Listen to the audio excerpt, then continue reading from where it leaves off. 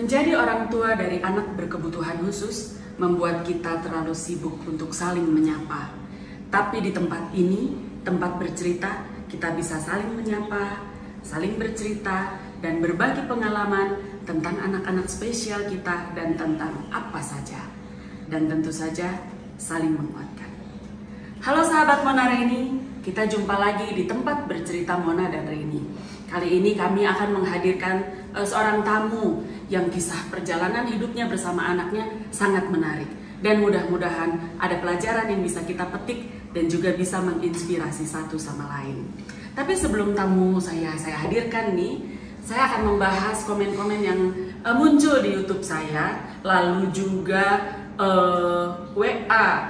Kami kebanjiran WA nih. Ada banyak dari WA itu yang menyemangati, semangat, keren dan sebagainya. Tapi ada juga yang bilang, saya orang tua dari anak berkebutuhan khusus nih, saya mau dong jadi bintang tamu. Oh boleh banget. Tapi sabar, tunggu giliran karena ini jadwalnya sudah kami susun untuk beberapa tamu gitu. Jadi tapi semua pasti kebagian giliran, oke? Dari tadi Mona belum datang ya? Kemana? Saya dari pagi loh nunggu di sini, Monanya belum. Assalamualaikum. Dia datang dia. Hai. Dari mana sih? Terlambat, belanja dulu. Belanja apa? Ini baju dong bagus nggak nih? Katanya ini menggelis dengan NSL. Oh iya, menggelis dengan SSL. Apa sih? New Style Linen. Keren nggak? Lo ketinggalan zaman ini. Boleh juga. Ya. Bajunya dari lucu, ada topinya. Iya, ini ada produksi teman-teman gue tahu. Ya, Keren banget. emang keren banget. Beli bajunya di mana? Kan ada dua tuh tokonya. Ya. Satu di Lesap Parwa, Ya. di Jalan Ambon Betul. itu. Lalu satu lagi Di Batos. Aku di Batos barusan. Jauh jam segini. Jauh. Karena lihat ini. Ini tuh three pieces gitu. Jadi kalau lu nggak mau pakai ininya bisa ininya doang. Atau buat yang pakai gamis-gamis ya, berhijab, mereka punya koleksi yang keren loh. Ini dia bisa dihubungi juga nih di sini. Di mana? Aku udah tercatat, takut lupa.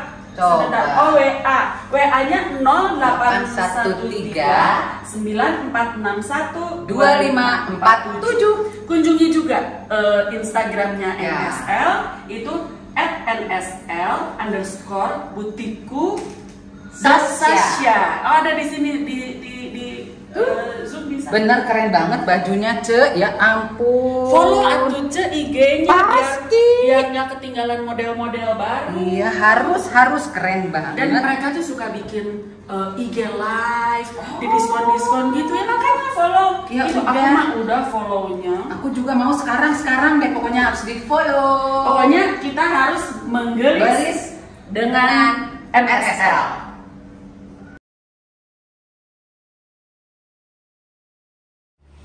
Sahabat Mona Reni, kembali lagi kita jumpa di tempat bercerita Mona dan Reni. Kali ini kita sudah kedatangan tamu yang luar biasa yang buat saya sih ya pejuang hak-hak anak berkebutuhan khusus begitulah ya. Pisang.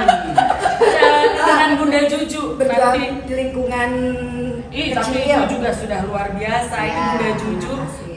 Saya juga banyak belajar lah dari beliau ya, bagaimana menangani ABK bukan pada anaknya saja tapi untuk komunitas yang besar. Apa kabar Bunda? Aduh, Abis baik, apa? luar biasa. Ini suatu kehormatan, kebahagiaan ya. Iya, Bisa terima sekali. kasih. Kalau nggak podcast gini mungkin nggak sengaja datang. Betul. Karena berpikirnya, wah ini bermanfaat nih, bisa sharing banyak. Ya, milih-milih soalnya masih milih-milih keluar Ya, rumah. ya, betul, Iya, betul. Mudah-mudahan ini buat pemirsa acaranya Raini dan Mona. Iya. Terima kasih.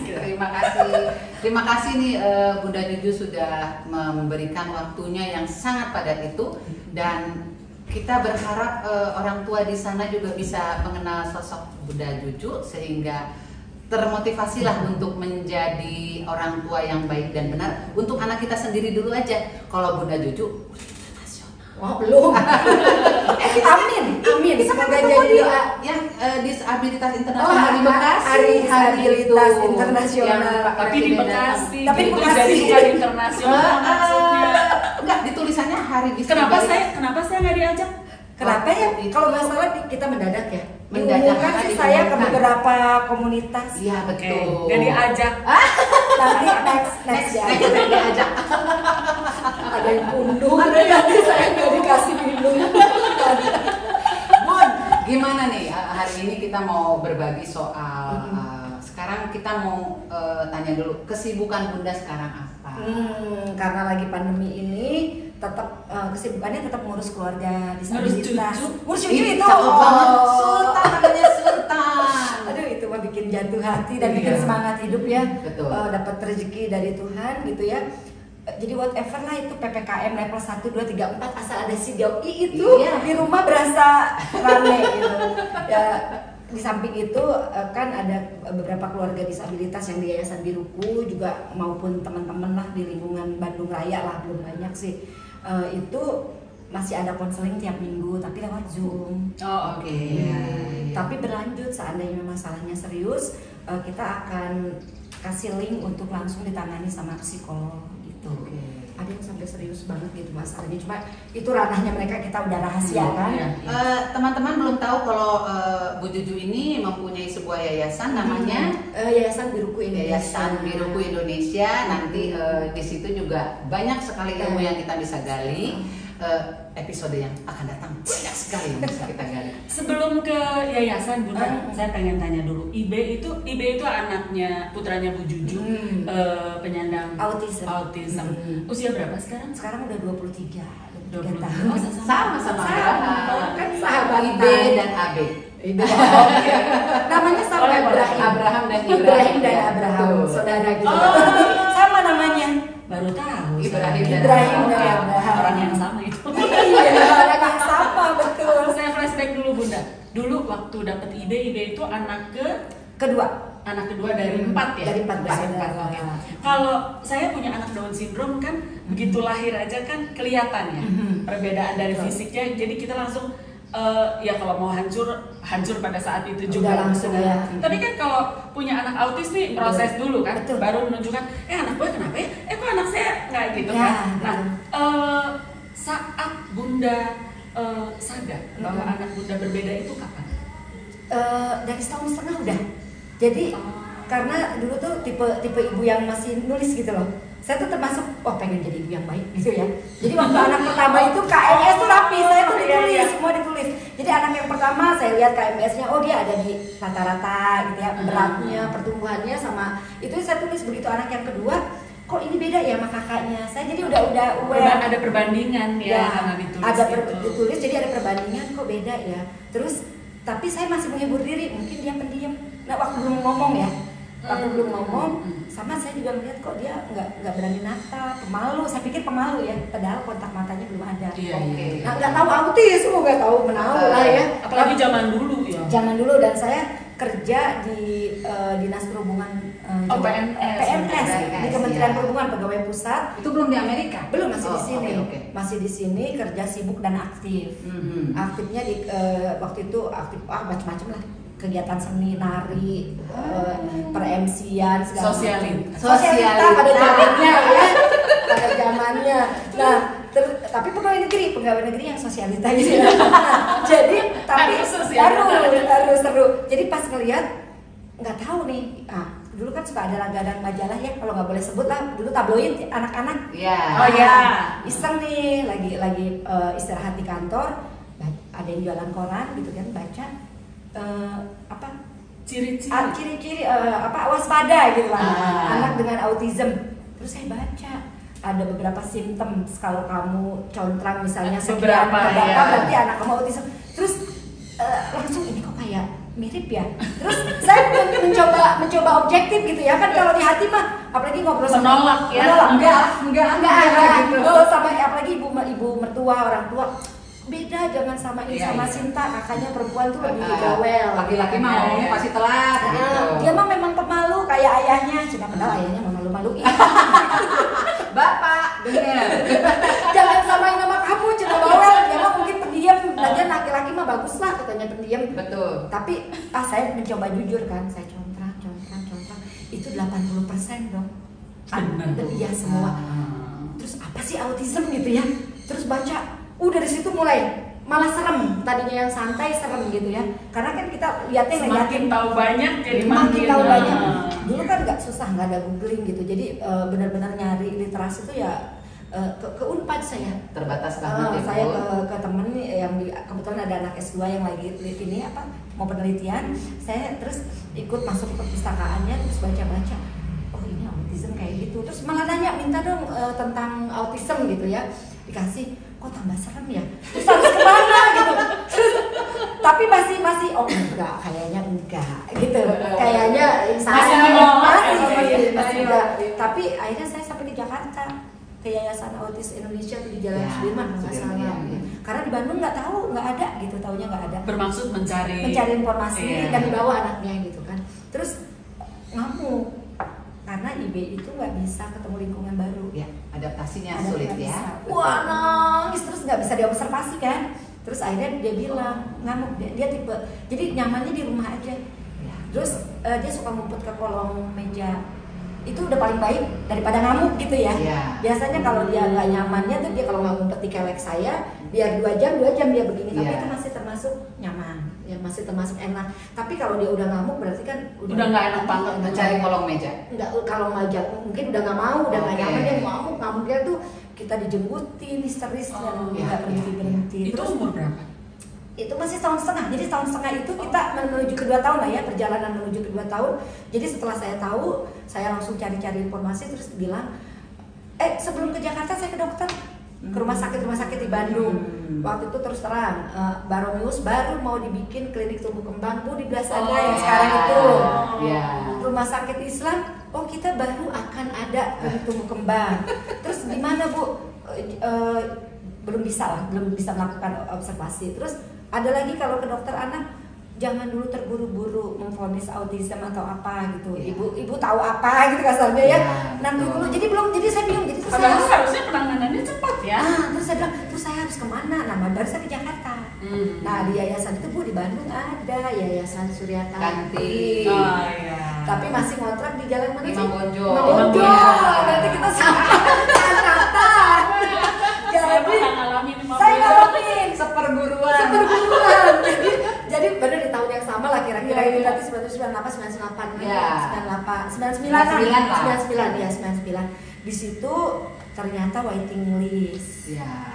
Terus saya ngelihat macam-macam anak ya dengan kekhususannya gitu kan, ada yang mungkin Rett syndrome, ada karena banyak di situ ngumpul semua. Saya pikir ini saya ada di dunia belahan mana ya gitu ya. Baru melihat kan, baru tahu gitu. Terus ketika waiting list tuh ini mulai nih merinding nih bulu kuduk. Apakah anak saya termasuk bagian ini ya? Kita lihat dari yang dari yang berat, ringan sampai yang sedang gitu kan. Ini aku merinding itu terus mulai tuh down ya. Tapi sambil menolak sambil kayaknya enggak ya. Kayaknya enggak deh gitu kan. Mulai cirambai tapi bukan cirambai lagi. Tapi udah mulai gini. Aduh, benarkah? Ya udahlah, mungkin saya masuk golongan teman saudara-saudara ini yang aduh kayaknya gelap banget, kita nggak tahu kan. Nah, pas jadi sambil nunggu tuh sambil mikir, sambil nyapa-nyapa, rama-rama ini bekerja terus. Ternyata tidak juga bisa diobservasi karena IB ngamuk lagi. Oh, karena tidak adaptif ya. 2 minggu di schedule ulang begitu lagi. Udah membawa dia aja dengan strategi yang luar biasa. PR banget. Perjalanan pun luar biasa, nyampe sana nggak dapat apa-apa. Nangis lah kita. Cirambai. Meskipun belum ada diagnosa, ya sudahlah, anakku memang termasuk yang spesial itu. Nah, sampai di situ akhirnya saya konsultasi sendiri sama psikolog. Saya aja deh yang nanganin anak saya, kayaknya dia belum sekarang terapi buat IB itu harus membuat dia mau keluar rumah gitu kan. Saya cuti besar 3 bulan ke kantor. Akhirnya itu menjelang IB berarti 2 tahun kurang berapa bulan lah ya. Saya cuti 3 bulan, saya dedikasiin hidupku untukmu anak. Mulai masa penerimaan ya jadinya. Belum menerima juga. Belum masih aku harus bisa gitu loh. Dan belum ada diagnosa, belum masih cuma udah satu step gini. Ini udah waktunya sebagai pengen ibu tahu. Nah, akhirnya kalau nggak salah dari Maranatha, Unisba yang kebetulan ya S2 yang psikolog yang sedang mencari penelitian. Saya terima dua-duanya, pokoknya yang ini mau tentang komunikasinya, yang ini tentang orang tua saya terima. Saya pikir saya dapat ilmu dari mereka gitu. Terus saya konsultasi sama siapa ya, pernah dokter Dewi atau siapa ya, saya lupa yang di Cipaku. Jadi akhirnya saya belajar. Saya pikir saya harus belajar. Terus memang kita itu yang untuk sharing sama ibu-ibu, kita harus didampingi sih sama psikolog, sama kita juga harus di terapi. Kitanya harus terapi. Saya ngerasa saya dulu nih yang harus benar. Udah mulai ada. Betul. Saya masih menolak, makanya saya pikir saya harus benar dulu nih gitu. Nyalahin diri sendiri, yang paling berat tuh nyalahin diri sendiri. Saya mulai mikir gini, ini kayaknya waktu hamil saya minum obat ini deh, waktu saya muntah-muntah, aduh kesalahan saya. Waktu itu kan ada obat supaya nggak mual karena IB, terus kayaknya nggak boleh deh. Jadi boleh, kayaknya waktu itu IB disuntik imunisasi ini nih, harusnya nggak boleh. Jadi masa lalu keluar semua. So tahu dan semua, saya nggak mau nyalain orang, semua salah saya. Dan ternyata itu berat ya. Memaafkan diri sendiri itu berat banget. Nah, sambil berjuang, sambil sayanya sendiri nggak beres gitu, jadi nggak selesai kan. Nah, datanglah kebetulan temen senior sih ya, saya ngobrol, tadinya ngobrol-ngobrol biasa, dia simpati gitu. Akhirnya kayaknya kamu harus aku dampingi gitu ya. Tapi dia pintar, nggak ngomong kamu konsultasi sama saya nggak, tapi dia hadir menjadi teman saya. Itu yang saya mudah-mudahan ngedengar Ibu Emma Sukaimah, terima kasih banyak Ibu Emma. Ibu Emma dia memang psikolog andal, dia nggak ngomong kamu harus diterapi nggak, tapi dia teman yang baik, benar-benar ngedampingin saya gitu. Jadi dia ngomong gini, nggak ada yang salah. Satu, dia bilang, jadi dia suruh cerita apa yang saya yang merasa bersalah, terus dia bilang emang susah loh memaafkan diri sendiri.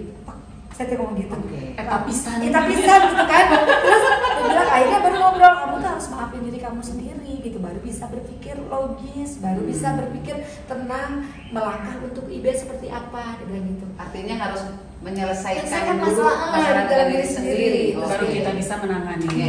Itu sih. Oke, terima kasih Bu Judy sharingnya. Kita istirahat sejenak, mau minum dulu. Seru banget soalnya ngobrolnya. Sebentar kita kembali lagi di tempat bercerita Mona dan Reni.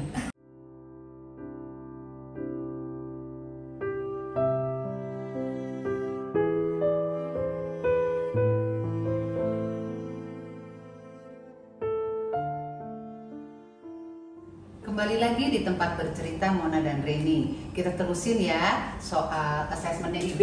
Nah, gimana terusannya gimana? Iya, akhirnya enggak, judulnya akhirnya belajar mengasesmen sendiri lah ya, dibantu sama psikolog gitu, karena IB tapi sudah terima ya?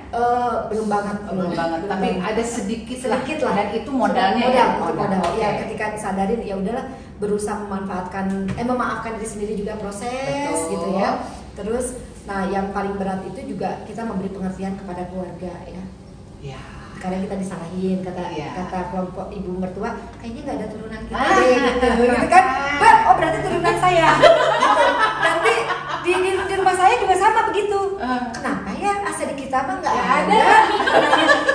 Aku suami yang gitu kan. Tapi akhirnya keluarga besar pada akhirnya menerima. Tapi lewat proses juga dan sayangnya berlebihan gitu ya. Jadi ternyata ya itu awal aja antara kenapa gitu, sampai akhirnya juga saya pikir udahlah nggak saya sendiri nyari apa penyebabnya tuh bikin stres. Ya udahlah, ya ingat, sampai harus diingetin sih gitu, meskipun kita tahu mungkin mama-mama dalam kondisi normal bisa berpikir jernih. Kalau kita dulu saya terutama dipaksa di rumah. Sampai harus diginiin sama dokter. Dok, ini apa sih penyebabnya? Saya tuh kekeh nanya. Imunisasi bukan? Ini bukan. Kok saya baca katanya ini bukan. Sampai dokter gini, Ibu udah ya nggak usah cari penyebabnya. Penanganan aja. Aku sampai gini, kayak udah stop. Udah. Sekarang mah ini kita terima. Yuk apa yang bisa kita perbaiki? Itu dokter loh yang ngomong gitu. Karena saya nanya terus kenapa sih gitu kan, ngerasa harus tahu gitu. Padahal kalau udah tahu juga terus mau apa? Next step yang penting. Nah, saya tuh sampai untuk asesmen IB sampai saya ke dokter saraf juga, karena saya pikir ini ada kaitannya dengan saraf.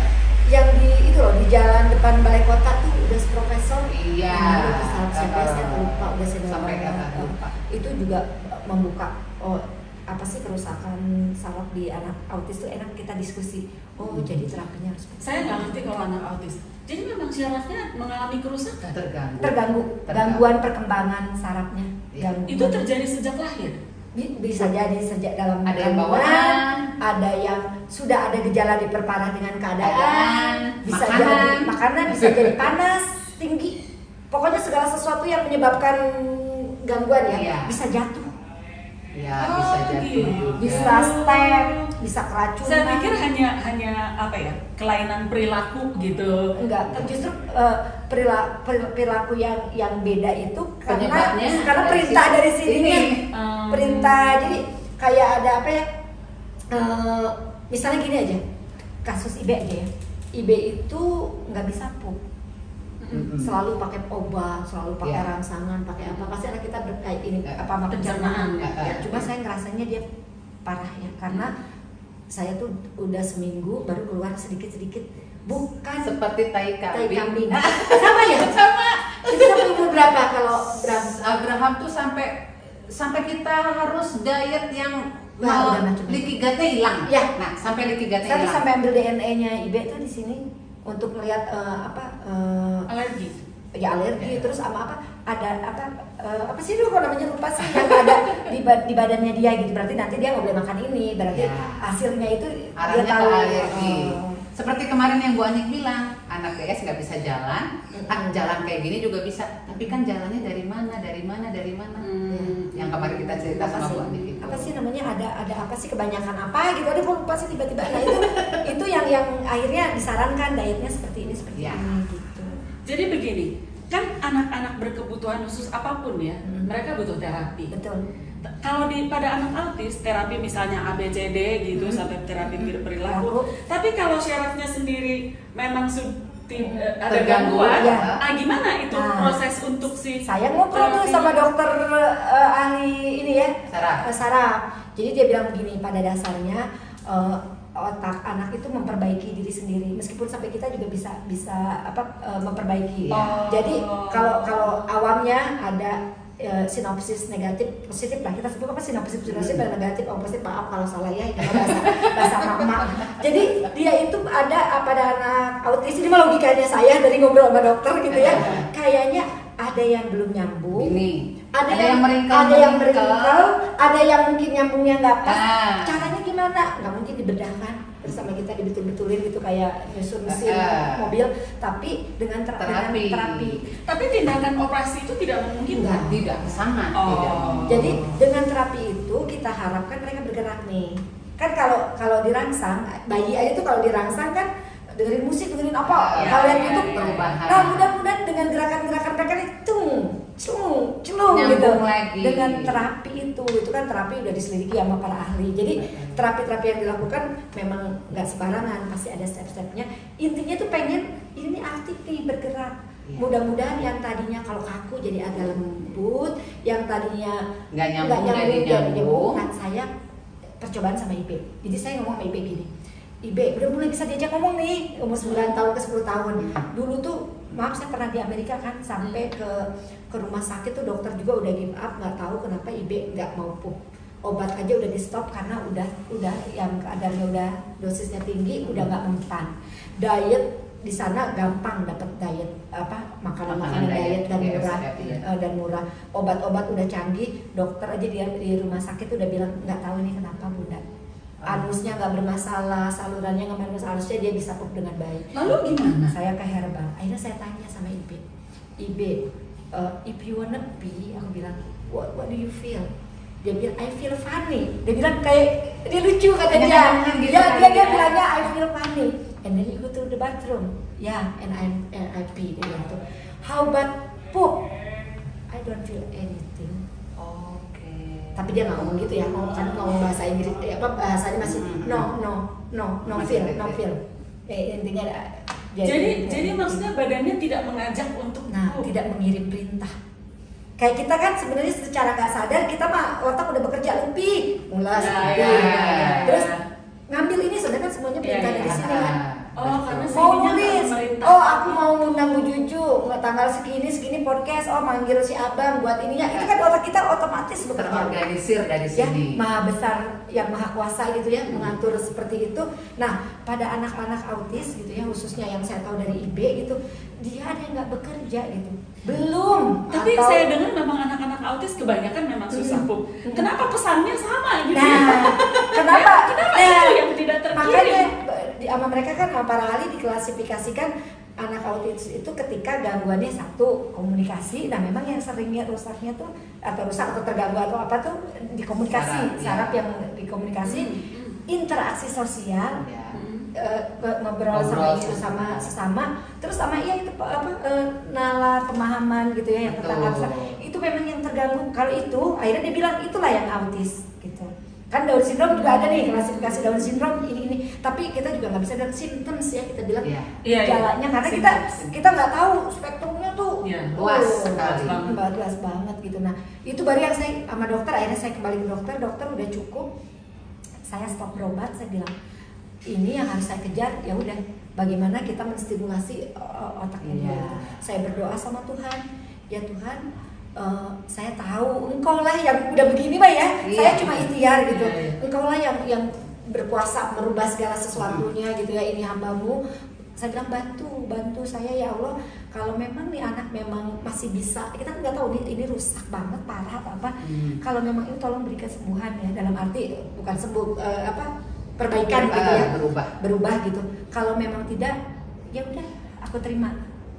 Aku bilang, tapi saya masih protes. Tapi tolong dong, aku juga dikasih kekuatan. Soalnya saya tuh kadang dialog sama Tuhan tuh udah kayak temen ngobrol. Iya kak, saya bilang gimana sih katanya kalau sekarang ketika lemah, saya marah gitu. Saya kalau udah lemah tuh kadang suka ya Allah, ya tapi dulu masih muda ya.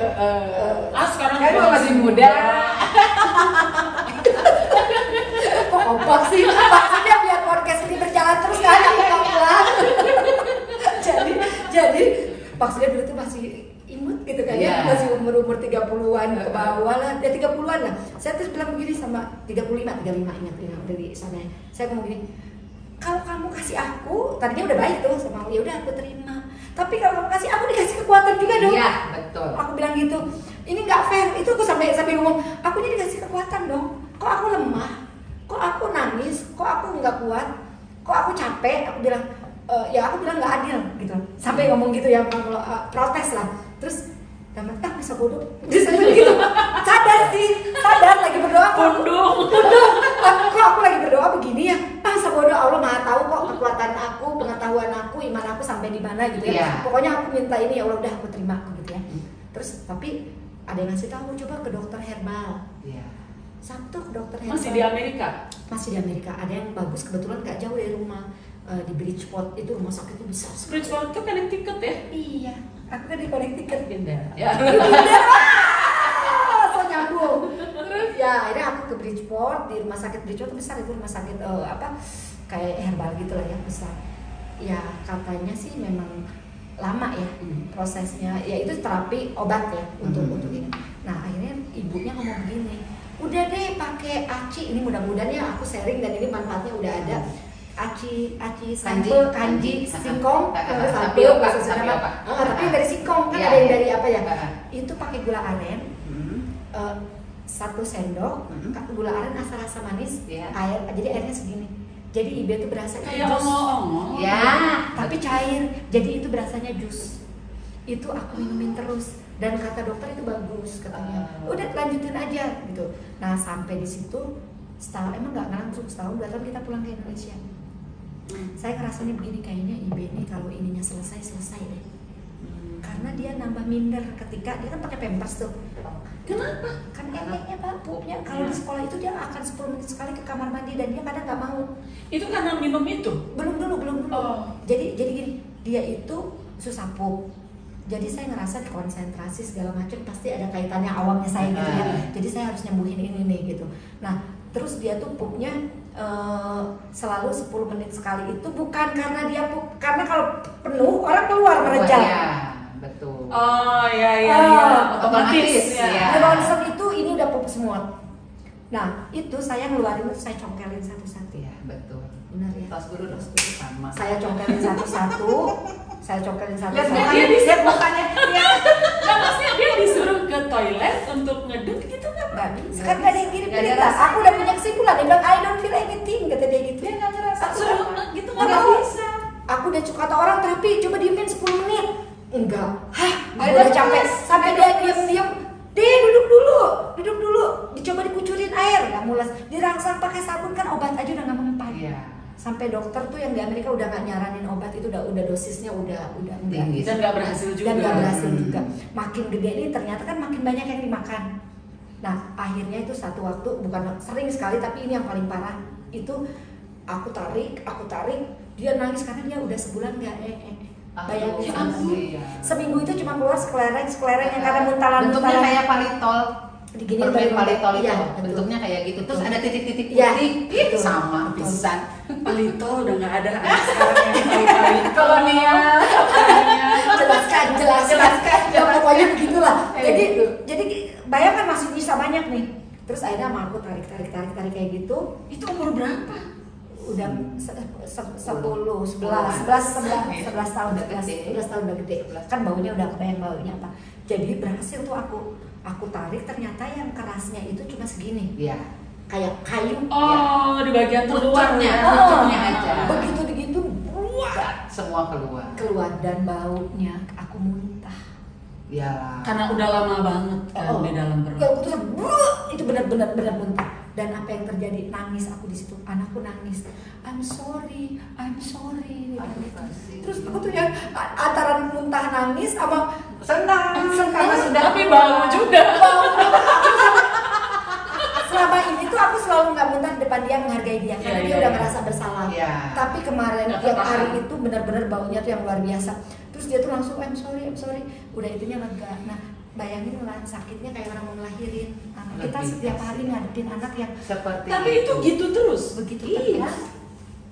sampai si ususnya normal dan Dan itu tahu nggak kenapa selesainya di mana? Begitu pulang ke Indonesia, gaji kecil, masih terus, awal cair, masih terus, karena dia suka, karena gula arennya tuh enak, Enak, dia tuh iya, bikin iya. sendiri, nggak kita kasih, kita taruh, dia bikin, selesai sendok, terus dia gula merah udah kita potong-potong, dia kocek-kocek air panas, hangat dia minum, itu dia suka. Oh, nggak pakai direbus-rebus gitu Enggak, ya? udah jadi. Udah jadi kayak jus aja ya, kayak minum susu sebenarnya. Ya. Nah itu jalan terus karena dia memang udah suka aja. Tapi saya nggak tahu manfaatnya apa gitu ya. Pokoknya katanya itu aja. itu nggak ada. Habis udah pasrah obat ini salah katanya ngedinginin perut Iya. karena anak saya seneng, oh berarti memang nyaman. Iya. Dan dia udah dan itu boleh loh minum berapa kali juga. Nggak ada Nggak ada, takaran. nggak. Jadi dia tuh sering lah kayaknya minimal sehari 3 kali saya lihat anaknya suka. Nah udah saya Jus aci. aci gula aren kan nggak nyangka kan itu manfaatnya itu mungkin berarti dari 11 tahun 12-13 tahun ya saya minum itu ya. Nah ceritanya almarhum bapak itu koma di rumah sakit. Saya nggak ngurusin IB, saya di rumah sakit terus gitu. Oh, nungguin bapak. Seminggu saya titipin ke mertua yang udah sepuh ya. Iya. Terus tiba-tiba saya teringat ini udah seminggu IB belum Kalau saya nggak treatment akan Iya. kejadian yang parah tadi. Iya. Yang muntah itu. Yang muntah itu. Kalau kita treatment palingnya sedikit-sedikit seminggu itu ada keluar, jadi baunya juga nggak terlalu. Aduh ini udah seminggu, udah minggu kedua, udah hari ke-10 saya bilang. Akhirnya saya izin tuh kakak gantian juga saya pulang. Hati saya udah aduh ini anak pasti kesakitan, udah dia bisa gitu. Terus aku bilang ke ibu mertua, Bu, mana ibu kan nggak bisa ya ngurus gitu. Bu, terus saya ngeliat kok nggak ada cucian celana, dia udah bisa cuci celana meskipun masih bau. Jadi dibuang, dia buang nanti sama saya dicuci lagi sebenarnya. Oh, oke. Jadi karena saya nggak punya beli pampers tuh paling buat pergi aja, kan udah gede, pampersnya juga mahal. Jadi celana itu dia kocak-kocak dikit dia jemur. Saya lihat kok nggak ada jemuran celana, biasanya tuh sehari 20 celana. Karena dia 10 menit keluar dan sebenarnya itu tuh sama aku dicuci lagi gitu karena nggak bersih, tapi paling nggak Dia sudah tahu lah gimana caranya. saya ngajarin aja. Nah sebenarnya kok nggak ada, saya lihat kan nggak masuk lewat belakang, kok nggak ada jemuran celana ya gitu ya. Terus aku masuk langsung udah salam gitu sama Bu, Ibe nggak pup, masa sih nggak ada yang keluar yang sedikit pun, ini bakal lebih bahaya lagi pikir aku. Terus ibunya ngomong gini, kayaknya pup tiap hari. Terus aku tuh dia nyamperin ibu itu, rupanya dia mau ngasih kabar gembira. Yes, I'm poop every day. Terus poop beneran? Yes. Terus kata ibu, emang kenapa? Dikira ibu tuh udah sembuh. Kan baru pindah dari Amerika itu ya. Itu kata ibu, aku kan langsung bapak sakit itu. Memang pulang tuh untuk ngurus bapak. Memang Tuhan udah punya rencana. Jadi ibu tuh bilang, emang ibu nggak pup? Emang masih? Iya bu. Tiap hari kok dia aku lihat pup. Cuma kan nggak tahu ibu gitu ya, nggak terlalu ngeh gitu. Pup. Ya udah itu aku langsung sujud. Jadi itu kenapa? Ya nggak mungkin obat itu kali. Apa aci sih, jus aci. Dan sudah kata Tuhan Sudahlah, kamu sudah cukup. Kamu sudah cukup bertahajud setiap Tiap hari dan dan jawab nangis, doa. ya, itu sih. Ya, Untuk pup. Untuk ya. pup. Dan saya tuh kayak udah MOU gitu loh sama yang Maha Kuasa tuh udah bilang gini. Benar ketika saya masih berharap masuk dokter tuh, ketika benar pas saya udah ngomong, tapi pas udah datang ke Indonesia, umur saya udah agak dewasa, saya udah nggak marah lagi, jadi udah ya udah Sudah saya bisa sudah ikhlas sekali gitu. saya bilang ya udah ya Allah, mungkin saya sampai kalaupun sampai seumur hidup saya akan begini, dampingin dia ya. nyebokin, It's okay lah. It's okay lah, udah ini juga udah lebih baik, dia udah bisa komunikasi, udah akhirnya banyak ambil syukurnya gitu ya, ambil bersyukurnya kalau cuma tinggal satu inilah masalahnya gitu ya, ya udah ya udah, dan aku nggak protes, bener ya Allah, udah aku baik, bodoh amat. udah nggak protes langsung dijawab. betul, udah, tapi itu juga nggak sadar ya, nggak ngerasa gue udah baik nih pasti dikabulin, nggak, lupa aja terus ngurus bapak ya, ngurus bapak, jadi nggak ingat sama ibu. Berarti pada saat itu Bunda sudah punya penerimaan yang 100% Lebih banyak. Betul. Saya selalu ingatkan di setiap tayangan tempat bercerita Monare ini, apa yang harus kita lakukan saat kita punya anak berkebutuhan khusus? Satu, Meskipun nanti kita suka kembali lagi. Ya. Manusiawi ya. Naik Iya. turun rumah pasti ada. Tapi kita udah nyampe ke titik, ya Saya terima. gitu. Iya, Dan ternyata semuanya jadi berjalan lebih baik. Dan nggak sadar saya. Nggak sadar bahwa ini sebenarnya Kenapa nggak ada kenapa jemuran? sih gue pingsan dulu. jadi akhirnya ya setelah kita refleksi diri itu dari sini perjalanan gitu, oh sebenarnya ini yang bagus di sharing juga ya sama teman-teman, bukan karena kita lebih baik, cuma kita udah ngalamin duluan gitu ya. Oh ternyata ketika kita ikhlas gitu ya, hadiah dari Yang Maha Kuasa tuh, tapi ikhlas tuh dibarengi dengan ikhtiar ya, dengan usaha gitu ya, dengan usaha yang gigih gitu ya. Itu tuh kita tinggal dikasih bonus-bonus. Iya. Terus apalagi hati tuh udah gini loh, udah bisa kayak begini nih. Kalau dihina orang, oh dia nggak paham dan udah nggak ada sakit hati. Kita mudah-mudahan udah nyampe titik itu ya. Udah kalau jadi kita malah bangganya gini, kasihan dia belum ngerti ya. Terus belum nyampe ilmunya. Udah nyampe yang oke, dan kita juga nggak ngejudge dia jelek. Kita mikirnya gini, ya aku juga dulu kalau kayak dia kayak gitu kali. Meskipun maaf ya, kita mah dididik sama orang tua nggak julid ya. Tapi maksudnya pemahamannya gitu ya. Saya juga suka merasa gini, kalau misalnya saya di mall gitu ada orang ngeliatin abang gitu ya. Saya suka kadang aduh gitu. Cuma saya balik lagi, kalau gue jadi dia nih, nggak punya anak DS, mungkin setelah lihat nengok lagi gitu dua kali kan. Ayo sudahlah. Ya sudah lah, enak sih udah. Kalau dulu tuh ada yang ketemu teman ya baik, Ibe belum bisa ini ya, belum bisa itu ya. Aduh kamu yang sabar ya, baik ya ngomongnya ya. Aku mah kesel kalau gitu ya. Tapi maksudnya baik ya. Tapi ujungnya begini loh, ada yang begini. Jadi ngerumpi. Tapi ini pengalaman kan gini. Kamu hebat ya, sabar ya. Kalau kita mah belum tentu bisa. Dan kita mah belum tentu bisa, dan alhamdulillah anak saya mah baik-baik aja. Halo, jadi aku nggak baik-baik aja. Terus belum lagi kalau ada yang nasihatin begini, kamu sih waktu itu kali ngedidiknya nggak benar. Meskipun caranya lembut gitu, waktu dulu masih yang nyesel. Gini, kayaknya kita tuh nggak bisa nggak bener ngasih makannya nggak bener, ngurusin tumbuh kembang anak nih nggak paham gitu kan. Jadi anak kamu kayak begitu. Coba nih kalau anak saya begini, ya aduh nggak bisa dibandingin gitu ya. Terus aku cuma yang senyum ya gitu. Karena udah ikhlas bundanya. Pelajarannya orang tua di luar sana, ikhlas, ridho, korban merdeka. Sahabat Monare ini tadi saya sudah sampaikan bahwa Bunda ini seorang pejuang. Waduh, pejuang. Hak anak-anak disabilitas lewat yayasannya, lewat kiprahnya secara pribadi ke pemerintahan, ke sana ke sini. Nanti kita dengar sesaat lagi.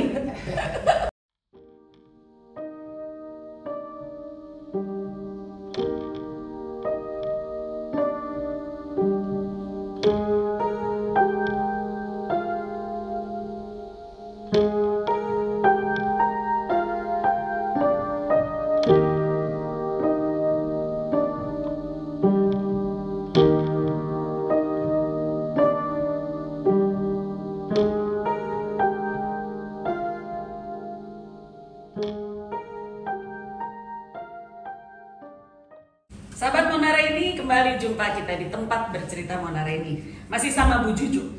Bunda kita panggilnya. Bun. Saya dulu dikritik tahun berapa orang belum ada yang manggil Bunda ya. Karena ibu dipanggil mama, ibu yang satu dipanggil ibu, saya dipanggil siapa dong? Bunda. Terus udah gitu, kamu kayak orang Sumatera aja sih Bunda ya? Aku juga pernah di Sumatera. Terus pada aneh lah dulu tahun 90. Tapi sekarang di mana-mana sekarang Bun. Bunda. Bun, anakku manggilnya Bun. Sampai juga manggilnya Bun. Nah, begini Bunda. Kan kita tahu Bunda dari dulu sempat berkiprah lewat yayasan ini itu dan sekarang settle dengan Yayasan Dirgo dengan menangani anak-anak berkebutuhan khusus juga, lalu memperjuangkan lah sampai ke tingkat mana-mana dan ini luar biasa. Bisa ceritakan dulu nggak Bunda? Jadi gini ya, berangkat dari rasa kepedulian sebenarnya ya. Ketika pulang ke negara sendiri, kok ini Ibe nggak dapat sekolah. Di negaranya sendiri kita di sana diperlakukan manusiawi banget, di sini kita ditolak-tolak. Terus masyarakat juga masih kayak tadi kita cerita ya, di luar panggung kita cerita orang melihat anak kita tuh sampai bolak-balik gitu, apalagi kalau kelakuan anak autis yang masih ngambil sembarangan gitu kan. Belum tahu kepemilikan, itu dikiranya kita nggak bisa mendidik dengan baik. Nah, kok masyarakat masih begitu. Terus saya pikir ada yang salah nih gitu ya. Terus tapi saya bisa apa gitu kan, datang ke Indonesia juga masih kayak gimana ya ini situasi di negara ini. Yang jelas saya udah mengalami penolakan, itu sakit sekali, nggak bisa sekolah. Di SLB juga nggak keterima, ada IB mah bukan, nggak ada SLB autis pada waktu itu. Masuk ke Gerahita bukan gitu ya, jadi harus kemana anakku sekolah gitu. Nah itu pikir ini harus ada yang dibenahi gitu, caranya gimana ya gitu, nggak tahu gitu. Cuma baru mimpi-mimpi aja, tapi Tuhan juga membawa kita mempertemukan, termasuk ketemu sama Bu Mona waktu itu, Ibu Diana gitu kan ya, orang pejuang-pejuang gitu kan ya. Terus nah karena saya punya sedikit ilmu komunikasi gitu kan, ada PR-nya juga lah, dulu pernah ambil sekolah PR setahun, jadi saya pikir wah ini harus dikampanyekan gitu. Masyarakat harus tahu, pemerintah harus tahu apa yang jadi kebutuhan kita, apa yang jadi hak kita gitu. Dulu saya ngerasa nggak tahu gitu, minder memperjuangkan hak. Ketika anak saya masuk nih, akhirnya anak saya dengan guru yang baik masuk di sekolah negeri, tapi cuma wali kelas yang terima, guru-guru yang lain nggak suka. Ketika wah ini anak harus ujian nasional 100% lulus, anak saya diperdebatkan, si wali kelas dimarah-marahin, kenapa kamu nerima dia, nanti sekolah kita nggak jadi bagus. Nah saya masih nggak berani memperjuangkan hak. Akhirnya ketika rapat saya bilang, Bapak Ibu jangan berantem, saya mundur. Jadi akhirnya nggak ikut ujian? Nggak ikut ujian dan keluar dari sekolah itu. Biarlah dia sekolah 100%, tapi saya nangis. Betul. Nangis, sakit hati. Kenapa saya nggak berjuang ya? Itu kan hak anak saya gitu. Baru saya pikir iya, ini undang-undang dilindungi gini. Kita negara yang ramah, negara yang Bhinneka Tunggal Ika, negara yang ya semua orang terkenal toleransi dan ramah. Kok anak gua diginiin? Baru di situ muncul mau berjuang gitu loh. Nyesel pada kejadian itu. Terus Ibe juga pernah mau bunuh diri kan. Kenapa? Nah itu dia. Usia berapa? Usia kalau di SMP kelas 2. Kenapa saya nggak tahu? Nah itu kalau Mona mau bunuh diri saya dengar. Ditolak pacar. Gara-gara Abraham mau nabrakin kan. Saya dengar kalau Ibe bunuh diri saya. Nah jadi kalau Ibe itu, jadi kan akhirnya kita ditolak tuh ya. Kita mundur, aku mundur dari sekolah itu. Terus dia juga udah ngerasa kenapa apa gitu, meskipun belum bisa. Aku bilang kita cari sekolah yang pas buat kamu. Oke, dia nunggu. Pergilah aku cari ke sekolah-sekolah dan semua kan menolak. Rata-rata mereka takut dengar kata autis gitu ya. Nanti ngacak, nanti bayangan mereka nanti menular. Ada yang nanti menular. Nanti orang tua saya nerima Bu, nanti orang tua nggak terima, pokoknya segala macam alasan. Nah, saya bawa IB-nya. Maksud saya IB ini udah taraf yang nggak tantrum, yang maksudnya bisa diem lah meskipun nggak bisa ngerjain gitu ya. Tapi tiba-tiba itu salah saya. Jadi dia mendengarkan penolakan langsung. Pada saat pengen masuk sekolah. Iya, dulunya kan gak saya bawa, ini yang saya bawa. Maksud saya dia supaya lihat. Dia lihat anak yang dimaksud autis tuh kayak gini. Bisa kok. Bisa gitu. kok. Memang ada beberapa anak misalnya yang bayangan mereka mungkin hiperaktif gitu kan, atau yang masih berat gitu. Saya pikir anak saya mah udah bisa kok. Ada sih pasti udah. Dibawalah ini loh Bu anaknya gitu. Dan ditolak. Terus anak itu melihat dong saya down, saya sedih, saya mengemis. Mengerti nggak bahwa dia ditolak? Anak autis itu mengerti. Feelingnya sangat. Itu yang kadang orang nyangka Kasian. Dan tapi dia tuh gini, it's okay, we gonna find another one. Dia suka gitu, jadi dia malah menghibur kita. Terus dan saya tuh dia ngelihat betapa saya mengemis. Jadi dia kayak mungkin harga diri ibunya gitu ya. Sampai begini. Sampai saya tuh, Pak saya ngomong deh sama yayasan, nanti saya begini deh. Saya pokoknya saya mengemis-kemisnya supaya anak saya diterima. Dan mungkin buat dia, ibu aku kok sampai kayak begitu gitu ya. Demi dia. saya. Dan ternyata ditolak-tolak. Nah, mungkin berapa sekolah yang menolak? Yang saya bawa IB ya, itu ada 6 sekolah yang saya bawa IB. Aku 9 Bun. Kalau aku perginya mah banyak. Ini yang bawa IB-nya. Yang bawa IB-nya. Jadi ditolaknya lebih banyak. Nah, yang bawa IB-nya aku tuh 6. Terus, nah besoknya kan aku nggak tahu ya. Tiba-tiba jam 10 malam ada yang keluar rumah. Kok ada keluar pintu gitu ya. Aku tuh udah antara tidur nggak tidur. Ibe lari kencang. Aku kejar. Keluar rumah, keluar komplek. Ke kali taman. Ya paling 2 meter sih. Nggak akan mati sih kalau dia nyebur tapi celaka mungkin ya. Cuma konsepnya dia itu mau bunuh diri itu. Lari dia udah sampai situ, aku tarik kan. Ibe kenapa Ibe? Sendiri. Suami kerja di Jakarta. Nggak ada orang, sepi. Dan dia udah gede kan badannya. Udah sama saya lah waktu itu umurnya dan tenaga laki-laki. Ibe aku tarik. Ibe ada apa ini? Aku mau mati aja. Ibe kenapa? Itu ada yang entah ojek, entah apa, ada motor lewat aja bantuin aku. Aku udah begitu, udah tinggal, udah tarik-tarikan gitu ya. Dibantuin lah sama orang itu. Begitu, ada apa Bu? Ditarik lah, terus dirayu. Ibe istighfar. Astagfirullahaladzim. Istighfarnya marah-marah. Sampai marah. Kita akhirnya, aku kan dia bilang nggak boleh mati di sini, aku mau mati di tabrak truk. Jadi dia ngomong begini, aku ketabrak truk. Gara-gara aku bilang nggak boleh kan, aku ketol. Terus jadi dia mau bunuh diri konsepnya. Akhirnya kita bawa dia nggak mau tidur di teras, aku temenin di teras, nggak mau masuk dia. Gini marah-marah gitu. Terus aku suruh dia istighfar, sabar. Aku apa sama adiknya dihina, nah adiknya juga lebih kecil kan. Kadang kalau udah bercanda. Enggak bercanda juga kadang-kadang emosinya. Tetap aja Ada ini kan sibling bukan bercanda. Kadang suka ini adiknya nih. Aku udah pikir nih adiknya pasti bikin sesuatu yang menyinggung perasaan dia gitu sampai ke bawah malam gitu kan. Terus akhirnya udah tenang dia mau Ibe kenapa? Aku kapan sekolah? Teteh sekolah. Ini sekolah aku kapan sekolah? Padahal itu tuh udah aku masukin ke bimbel yang kelompok biar dia tiap hari sekolah. Dia bilang itu bimbel. Sekolah pura-pura. Dia bilang itu bukan sekolah. Mungkin dia juga ngobrol sama temen, ini bimbel. Bukan sekolah. Mungkin juga ngobrol sama temennya. Itu bukan sekolah. Padahal aku kursusin piano biar dia sibuk gitu sama kakaknya. Kursus piano, kursus ngegambar biar dia hari dia penuh. Tapi dia tuh ngerasa penolakan itu kayaknya yang dia ingat. Nah, dari situ saya bilang aku harus berbenah. Mungkin kepala sekolahnya pada nonton nih. Kalau masih inget ini wajah yang katanya awet muda, wajah pengemis saat itu. Wajah pengemis yang riba. Ya mudah-mudahan mereka juga ya tahu ternyata ya sekarang Ibe membanggakan kalau mereka terima. Tapi mungkin gak Bunda, mereka itu menolak karena pertama mereka tidak paham. Kedua, tidak kalaupun mereka menerima, mereka mau ngapain sama anak ini? Itu dia SDM-nya akhirnya bersih ya. saya ngobrol-ngobrol, ketemu Bu Muftia, ketemu juga sama teman-teman. Ini nih karena nggak paham. Akhirnya waktu itu kebetulan juga kan dari kita tuh sebenarnya sama PBB udah disorot karena kita tuh masih ada diskriminasi buat disabilitas. Jadi Kemendikbud juga di-push untuk segera mensosialisasikan pendidikan inklusif. Kita juga kebetulan berkumpul, akhirnya harus sama siapa, sama pemerintah lah kita merapat, bikinlah Pokja Pendidikan Inklusif. Dan ternyata udah diinisiasi juga sama Kemendikbud. Kebetulan aja Jawa Barat waktu itu baru tahu, sebenarnya harus sudah semua gitu, tapi ada beberapa provinsi yang udah ambil, ada yang belum ngeh. Nah akhirnya gayung bersambut lah, dikasih dana kita 380 juta kalau nggak salah, dibikinlah bentuk itu.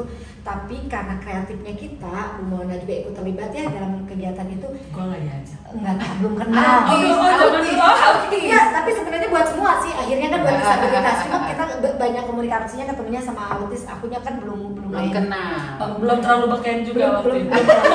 Sekarang udah beken. Dulu masih merintis. Udah gitu. Jadi ketika ketemu itu, tapi karya yang kita keluarkan itu 1,5 M. Harusnya begitu dong, bukannya korupsi, tapi malah jadi apa yang kita bisa bikin film, ambil komunitas. Gua nggak punya duit nih, cuma punya anggaran segini, film yang 50 juta jadi cuma 10 juta. Anggaran diklat yang harusnya cuma 10 kali kita bikin 20 kali, cari sponsor. Karena kita pengen guru-guru paham, meskipun di lapangan nggak segampang itu. Kepala sekolah paham, akhirnya sosialisasi dilakukan. Kalau bilang mana nih pendidikan inklusif belum, memang belum. Soalnya tapi sudah lumayan. Perwalnya tapi bukan perwal yang pendidikan disabilitas, perwal penerimaan siswa baru di Bandung itu udah keren, Jawa Barat juga udah keren. Kita kawal terus bahwa anak tuh harus tidak boleh ditolak. Sekarang masalahnya guru belum tentu menerima, belum tentu paham harus diapain nih. Apaan nih kita dikasih aturan tapi nggak dikasih senjatanya, nggak dikasih alatnya, nggak dibekali pengetahuannya, nggak dibekali sarana prasarananya. Ini yang masih harus PR banyak. Tapi udah mulai, kalau nerima harus nerima. Dan kemarin alhamdulillah sama teman-teman ngawal yang ke SMK, terutama kan anak disabilitas rata-rata ke kejuruan, udah nggak ada yang ditolak. Ketika ditolak ngadu aja sama ini. Kalau ditolak tapi mereka diperlakukan. Nah ini PR-nya. Begitu itu banyak yang ngadu, Bun anak saya dicuekin, Bun saya dimarahin. Gitu maksud saya. Sampai ada ibu dokter yang di SMP 1, aku lupa sih. Aku kelemahan aku menghafal nama plus memori. Khususnya nama orang. Ibu dokter, anaknya di SMP 1. Saya bilang, Bu, kita sama-sama berjuang yuk. Kalau nggak ada contoh, nggak belajar guru-guru. Karena ada beberapa yang pun saya ke SRB lagi aja nggak kuat sama tekanan orang tua dan guru yang harus anak tuh harus nggak ditreat, jadi kayak dibiarkan kayak dibiarkan. Udah nerimanya bagus terus dibiarkan, tapi nggak tahu atau nggak mau.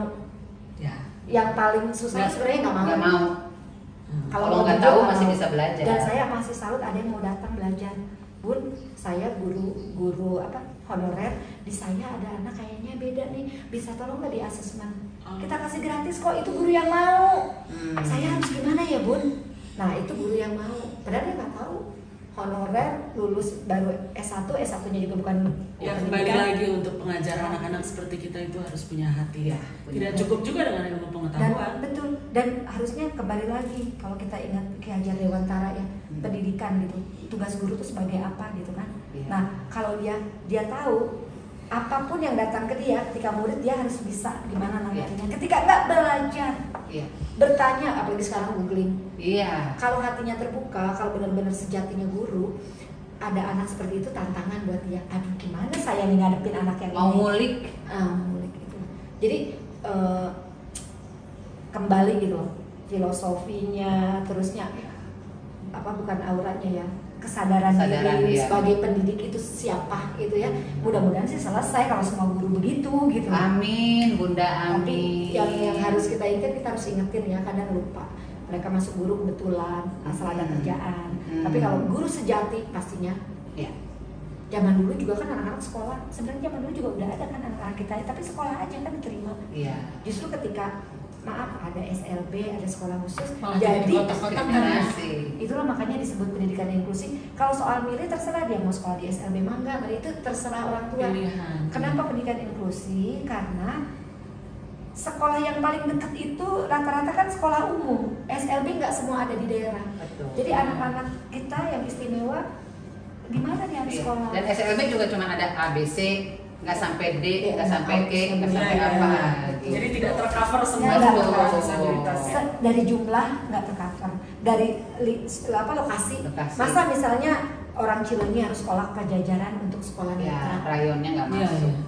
Ya memang cuma di Betul. Pajajaran ya. Iya. Iya. Masa orang dari Pasteur harus ke Kiara Condong untuk tunarungu Iya. gitu. Jadi keterbatasan ini yang akhirnya udah sekolah inklusi. Nah nanti kalau saya sih saranin ya, mudah-mudahan saya juga udah berapa kali sih ngobrol tapi ya belum ketemu. Nggak usah semua sekolah harus Inklusi. harus inklusi Harus harus. inklusi. Tapi begini, ini pengalaman kalau di luar saya juga IB gitu, diterima dulu. Ketika udah 3 bulan, guru kan melakukan asesmennya baru kelihatan kok dia anak beda ya. Konsultasi sama dinas pendidikan. Pak, di saya ada 3 anak. Nanti ditampung, saya ada 3 anak. Nah, wilayah Ujung Berung ada sekolah rujukan yang lengkap banget. Jadi pemerintah nggak usah, mudah-mudahan dengar sama pemerintah, nggak usah mikir bahwa semua sekolah itu harus lengkap, mahal. Iya. Iya. Di Amerika juga nggak gitu. Hmm. IB juga gitu, IB sekolah aja keterima waktu itu di Mekril. Setelah 3 bulan aku dipanggil, Bu, IB kita sekolah ini di Pegel, kan Pegel sama juga sekolah pemerintah juga. Kenapa harus ke Pegel gitu ya? Kan sama-sama. Ternyata setelah saya Fasilitas dan tahu semuanya. di situ lengkap fasilitasnya. Lengkap. Jadi terima dulu Pak Eli ya keren. Ya. Buka dulu pintunya. Nah ini yang nggak diselesaikan setelah buka pintu. Baru disalurkan nanti. Baru disalurkan. Oh kamu mau wilayah Ujung Berung, kita juga orang tua rela berjauh-jauh dikit, Betul. tapi masih di kawasan lah, nggak ke Pasteur. Iya. Gitu misalnya kita tinggalnya di Ada yang Ancaman. nggak rela loh. Nggak ada yang nggak mau dekat gitu ya. Ada. Tapi kita harus ngerti juga ya kondisi Kondisi setiap. pemerintah, harus saling lah gitu. Mhm. Jadi saya pikir kalau nanti di pemerintah pikirlah sekolah rujukan dan nggak usah dilabelin. Nanti jadi labeling lagi gitu. Iya. Iya, diskriminatif lagi. Aku Iya. juga nggak tahu begitu tahu ke Pegel. Oh ternyata di Pegel dia namanya elementary, Pegel School, Pegel Elementary School, Mekril Elementary School. Sama. Aku tahu gara-gara IB dipindahin. Oh ternyata di situ lengkap banget dan beberapa anak disabilitas ada di sana.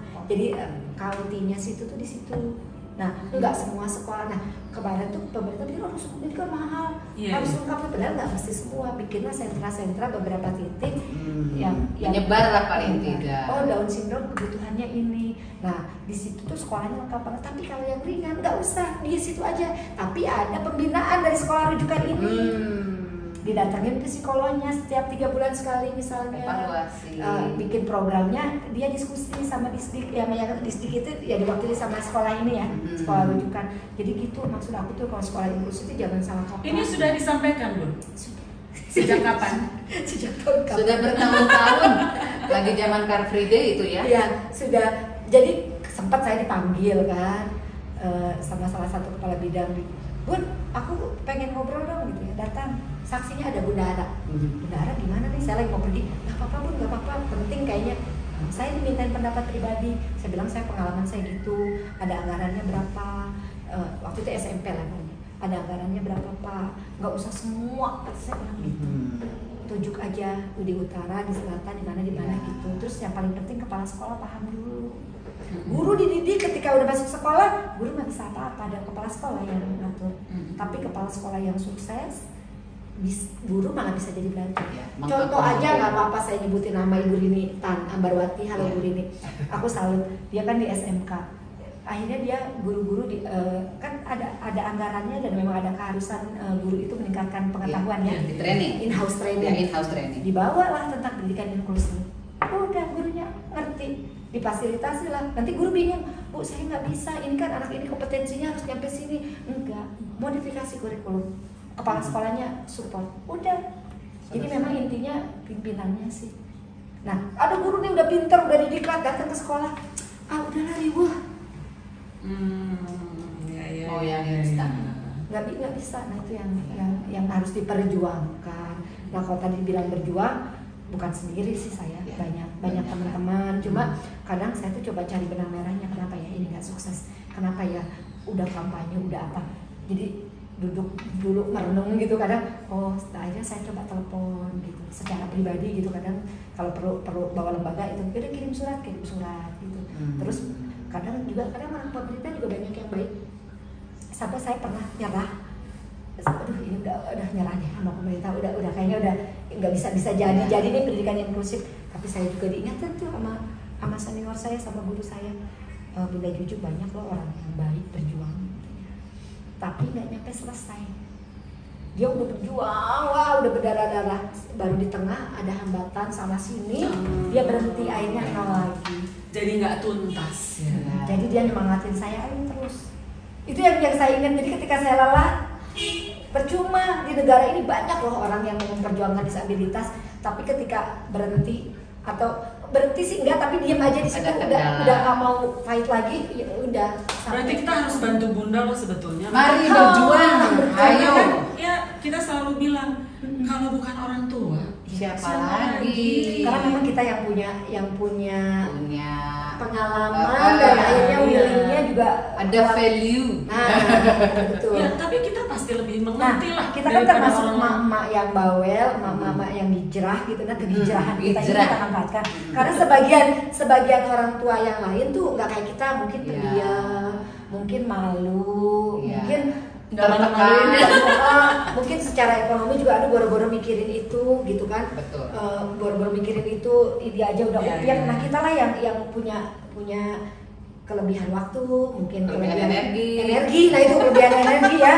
Kalau materi ikutin, iya, nggak akan salah Tuhan kasih kita rezeki. Saya malah ngerasanya justru selama hidup ya, saya ngobrol sama suami, malah dia berterima kasih sama saya.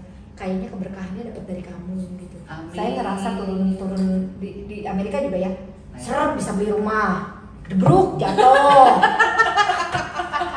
sampai nggak bisa makan serius, sampai Amerika. Iya, sampai dikirim beras sama teman, namanya di negeri orang ya, sampai teman-teman ini untuk sebulan gitu kan, pulang aja deh pulang gitu kan, sampai tapi gengsi banget ya pulang dalam maksudnya cengeng gitu ya, ya sampai begitu. Di Indonesia juga sempat jatuh nggak punya makan, tanya ibu deh, sebelum bikin biru tuh kita ketipu dulu gitu ya, itu keberkahan lah ya, saya belajar juga. Pengalaman kata suami gini, kita kayaknya bayar sedekah ya, kita kayaknya zakat ya, kita kayaknya, tapi bener nggak gitu. Kalau mungkin ya agama lain masing-masing juga punya caranya yang diajarkan sama Tuhan itu seperti apa, kita udah benar belum, hati kita udah benar, udah introspeksi lah, gue belum benar gitu kan. Nah baru begitu setelah dalam keadaan saya tidak bisa, benar suami nggak kerja, punya utang 25 juta per bulan, suami tidak kerja, ditagih-tagih bank, mobil disita, nggak ada yang tahu kan. Kan aku mah happy aja, aku nggak boleh dikasih tahu, tapi disitulah saya harus bikin biru gitu loh. Dulu kerjasama, terima kasih banyak sama Rumah Autis, saya banyak dapat ilmu. Terus kemudian dikelola sama keluarga Rumah Autis itu Rumah Autis Bandung, Bu Vivi. Dulu Bunda di situ. Dulu Bunda minta Rumah Autis Bekasi bikin. Jadi gitu, nah itu bikin, keluarganya Bu Vivi yang biayain dia. Oh yang menyediakan tempat ya, dermawan ya, Masya Allah, dermawan. Mudah-mudahan itu juga berjalan maju gitu kan. Nah terus saya kan lari gitu pengennya gitu ya. Jadi teman-teman tuh nyaranin, udah kamu bikin aja, bikin sendiri gitu kan. Bu Pipi juga ngebantu saya, tahu banget Bu Pipi saya jatuh, saya lagi jatuh gitu kan. Terus ya akhirnya teman-teman support bikin, punya konsep sendiri gitu ya, sama biru ini gitu, bukan cuma sekedar lembaga terapi, tapi ada hal-hal yang mau diperjuangkan katanya gitu ya. Saya juga bukan ngerasa hebat atau gimana, kayak udah dikasih tugas aja ya sama yang Maha Kuasa, tanggung jawab, kayak dibebani, nggak bisa saya bilang nggak mau gitu loh. Ini mikir terus. Karena memang Tuhan juga kan pasti punya rencana ya. Bukan saya dikasih anak Down syndrome, Bunda autis gitu. Bukan so bukan main-main. Iya, bukan main-main, kayak punya tugas. Kamu tuh dikasih ini, dikasih ilmu ini sama aku, kamu pernah dikirim ke Amerika, terus IB dibuat begini. Ini loh giliran kamu buat menjadi seseorang. Nah itu kalau kita komunikasi loh, bener loh. Itu saya nyampainya tuh ngerasa Oh oke. Nah ketika lagi jatuh justru saya kayak dibisikin gitu ya, bukan bisikin sih kayak orang alim banget, cuma di hati saya, nanti diprotes lagi, di hati saya gitu ya, insting saya tuh saya diingatkan. Diingatkan dan gini, kalau kamu berjuang, kalau kamu dermawan saat kamu banyak uang mah gak biasa. Iya. Betul. Yo kamu lagi nggak punya beras di rumah, Iya, memberi dari kekurangan. lagi punya utang 25 juta dan suami nggak kerja. Nah, Datanglah sahabat saya, ayo ke notaris, dia yang bayarin. Ayo Untuk yayasan Yayasan Biru. temanku baik, datanglah, dasar termak CS-nya Om Mehmet. Oke. Ayo. Jangan hati belahan jiwa Jangan ibu. belahan jiwa ibu. Om Mehmet. Dia masuk. Nah, dia juga termasuk yang ayo dia tahu lah mimpi aku gitu. Nah, itulah akhirnya yang kita bilang merasa terpanggil ya ketika lagi, dan sekarang itu kan di rumah. Iya, di rumah Bunda. Di rumah pembantu udah nggak tinggal tiap hari lagi, kita bikin klinik, ruang setrika, kamar setrika anakku udahlah simpan di mana, kita jadiin tempat terapi, taman saya kita jadiin aula anak-anak untuk latihan, gudang kita bongkar jadi ruang SI, kamar mandi pembantu kita betulin gitu kan, halaman kita jadiin tempat bermain anak-anak, jadi setengahnya rumah at least udah buat habis. Terus nggak punya duit dong, aku minder, orang tuh punya yayasan tuh punya donatur di belakangnya loh, gitu kan. Seperti saya tahu yang dikelola dulu juga kan ada donatur yang masya Allah kalau nggak bayar gaji nih, gitu kan. Tapi meskipun waktu di rumah autis kita nggak berjuang dulu, gitu ya, nggak minta ke donatur kalau bisa, malu ya. Tapi tenang, pahit-pahit tetap ke gaji nih orang gitu. Nah ini gue jago-jagoan banget, makan aja susah gitu kan. Tapi saat itu ya teman suami itu support kita. Sahabat-sahabatnya tuh ada yang beliin setiap minggu ke mana? Ke pasar Gede Bage, dilengkapin sayur mayur dan ayam, lauk pauk di kulkas saya, seminggu sekali datang. Dan maaf ya kalau kita bicara keberagaman, dia tidak seagama, dia suku yang beda, itu sahabat suami saya pikir benar ya, persaudaraan tuh nggak memandang itu, malah yang nolong saya tuh itu gitu ya. Terus teman saya lagi yang katakan seagama, yang apa juga ngasih gitu kan, jadi kita sama-sama ya. Ada yang transfer ke saya tiap bulan 1,5 juta untuk bensin. Seneng banget. Kita 1 tahun loh disupport sama sahabat-sahabat yang ya sampai saya mau bayar utang sekarang enggak, kita minjemin gitu, kita udah bisa hidup gitu. Nah itu keberkahannya dari Yayasan Biru. Suami bilang ini berkah, dan sekarang kita alhamdulillah banget ya. Alhamdulillah banget, suami sangat memberkati orang-orang dengan anak berkebutuhan. Suami juga levelnya udah naik lagi. Udah termasuk top pimpinan. Terusnya kita bonus juga dari mobil, dari apa, cucu nomor 1 sultan lagi, dapat cucu yang sehat. Jadi saya pikir makanya suami sampai sekarang udah kebutuhan itu dari kita aja, listrik gitu kan, nyatu sama rumah ya. Betul. Tadinya kita mau profesional gitu, mau dipisah. Tapi ya kalau kamu mau pisah aja, tapi aku nyumbang ini gitu kan. Itulah kembali ke sebenarnya akhirnya berjuang buat sendiri. Iya sih, tapi kan memberkati banyak orang, Bun. Itu lagi kembali ya, kita kayaknya memang harus belajar ya, proses berbuat tuh ya udah berbuat aja titik gitu. Nanti biar Tuhan yang ngurusin. Betul ya.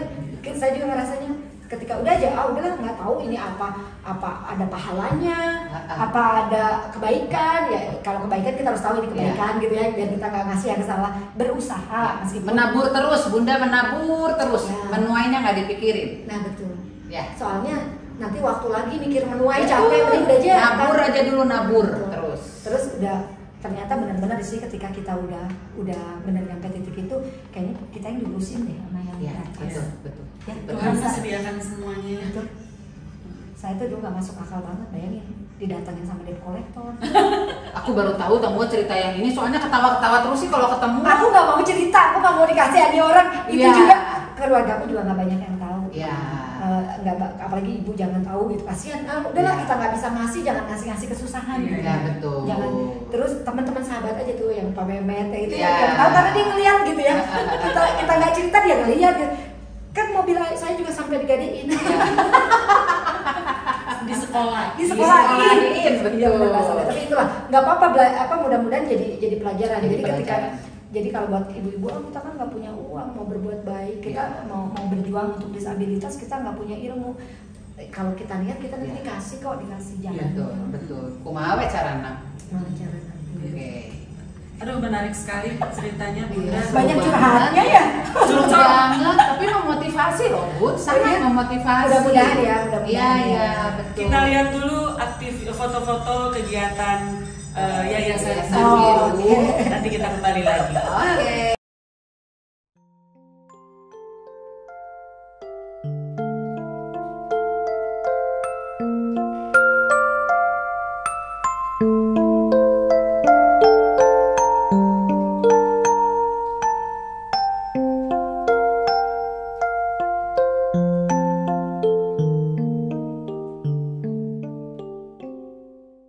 Jumpa lagi di tempat bercerita Mona dan Reini, masih dengan Bunda Juju, pejuang HAM, Hana dan Reini. pejuang HAM anak-anak disabilitas. Ya.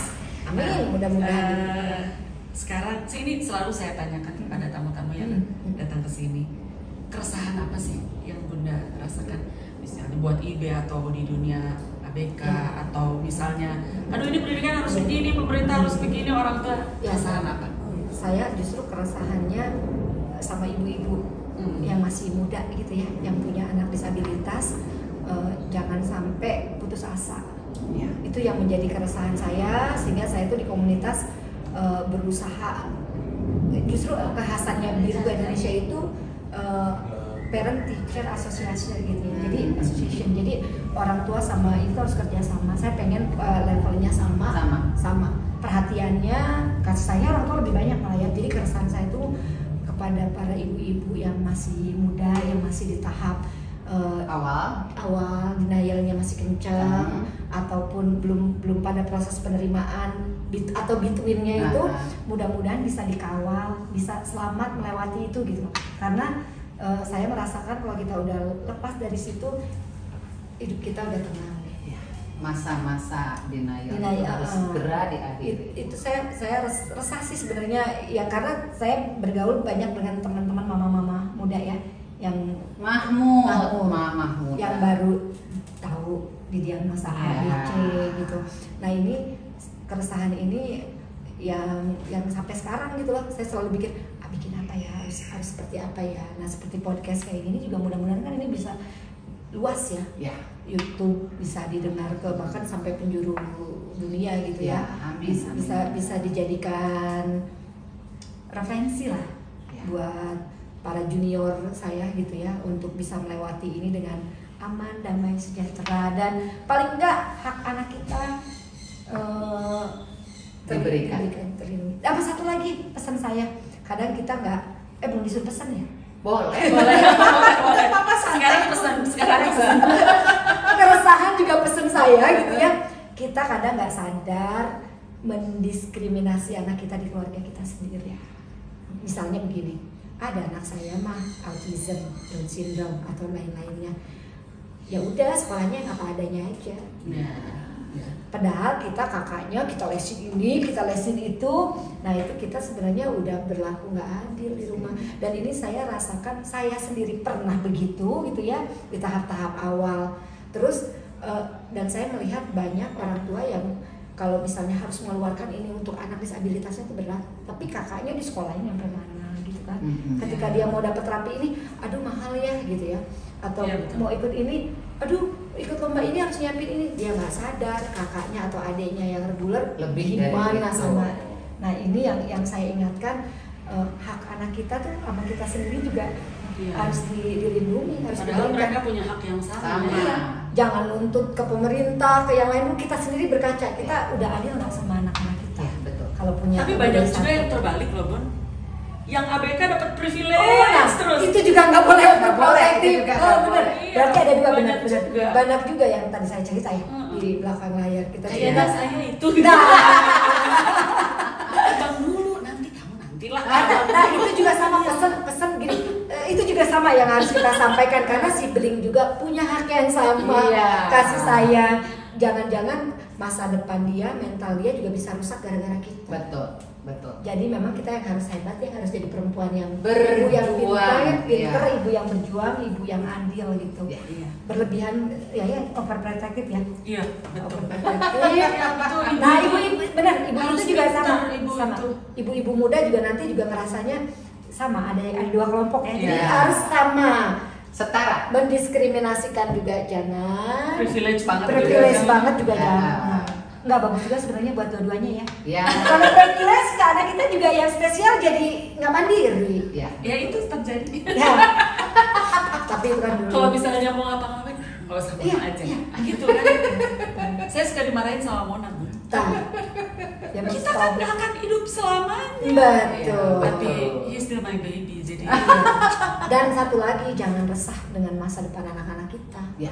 ya meskipun kadang-kadang Terpikirkan. tapi ya Nah, itu kalau kita udah benar, let it be. iya, let it be. Pasti bonusnya Terus banyak. aku suka ngomong gini, kamu so tahu banget sih. Anak kita itu kan milik yang maha kuasa ya, kita cuma iya, dititipin. kita ngatur-ngatur ya. Ngatur-ngatur. Misalnya lu dicabut nyawa, ada yang buang kata Tuhan itu, ada Allah gitu, ada saya gitu ya, ada saya yang jadi saya tahu banget. Ya Tuhan akan pelihara tapi entah Nah, boleh. ya kita minta mudah-mudahan Boleh kan minta. boleh, tapi jangan berlebihan. Ya. Jangan berlebihan sampai ada yang sampai sakit, mikirin nanti gimana kalau saya meninggal anak saya. Terus ada yang jangan sampai begitu. Kalau mikirin sih mama minta mah wajar. Wajar ya. Kadang kita berpikirnya kalaupun kita ini berdekatan ya waktunya gitu ya, atau sama-sama ya gitu ya. Iya, itu nggak apa-apa. Kadang suka aduh Itu udah, minta sama-sama Iya. gitu. Aku pernah gila loh. Aku pikir gini, Abraham meninggal duluan aja biar aman. Dulu Kita pernah ya mikir gila Iya, gitu ya. iya. Pernah. Pernah. Kalau Abraham meninggal duluan, Kayaknya selesai di tugas aku. Kayaknya kalau mau jujur semua gitu. iya. Pernah gila Pernah kita ada ya. gitu. Tapi ada juga yang Sudah semua aja selesai bagus. tugas aku, Bun. Kalau dia nggak ada duluan, daripada yang saya duluan nanti dia sama siapa? Iya. Nah, itu bagus. Itu lebih bagus ya. Tapi pernah ada gilanya kita waktu lagi muda, aku berpikir kayaknya selesai deh tugas aku. Pernah. Kalau aku jujur, berarti masih lebih bagus, lebih mulia hasilnya. Masih bagus. Saya jelek banget sampai mikir gini. Wah, tapi boro-boro ya ketika dikasih anak hilang aja kita sholat. Iya. Nyari-nyarinya kan ya apa? Mungkin setan, mungkin apa Ya, ya, kan membuat itu terlintas ada. ya, Saya pikiran pernah, mungkin lagi titik hopeless. Ya. Saya pernah berpikir gini, kalau dia nggak ada, udah kali ya selesai. Iya. Tugas kita. Di titik nadir. Nah, pernah Terlalu. tapi enggak buru-buru istighfar. Iya, Karena boro-boro dia nggak ada sedikit, aduh kemana ya? Iya, betul. Itu apa pikiran jahat yang Iya. bagus kalau sampai benar-benar nggak ada, udah matang banget gitu. Iya. Tapi mungkin karena kita udah capek, udah repot gitu. Kadang ya Iya. ya, terlintas ya. Itu mudah-mudahan cepat Tangani. cepat minta ampun. Betul. Minta Cepat itu minta maaf dosa ya, sama cepat Tuhan. minta maaf sama Tuhan. Iya. Kita kasih keren. Saya mah pernah, jujur, saya pernah gitu. Bunda terima kasih. Oke. Terima kasih di sini. Sama-sama ya. Nanti kesini lagi lah kita Iya, untuk iya. bicara yang lain. yang lebih seru ya. yang lebih dalam Iya, gitu ya. betul. Soalnya kan 23 tahun nggak cukup ya cerita 1 jam. Nggak bisa. Benar. Bohong deh. Di kali ini saya akan membacakan quotation dari Jenny McCarthy. Katanya, hope is the greatest thing for moms with special needs children. Hope is what gets us out of bed in the morning. We are on mission to tell parents that there is a way. Yang kira-kira artinya, harapan adalah hal terbesar bagi para ibu dari anak-anak berkebutuhan khusus. Harapan adalah apa yang membuat kita bangkit dari tempat tidur setiap hari. Tugas kita semua adalah memberitahu para orang tua bahwa selalu ada jalan untuk kita. Amin. Terima kasih sekali lagi Bunda Juju. Jangan lupa follow Instagram kita @tempatbercerita_Monarini. Lalu jika ada yang mau mengkontak kita di WA 081320350013. Jangan lupa juga like, comment, and subscribe. Nyalain notifikasinya supaya nggak pernah ketinggalan tayangan kita setiap hari Sabtu sore jam 5. Terima kasih Bunda. Terima kasih, Juju. Bunda. Sampai jumpa.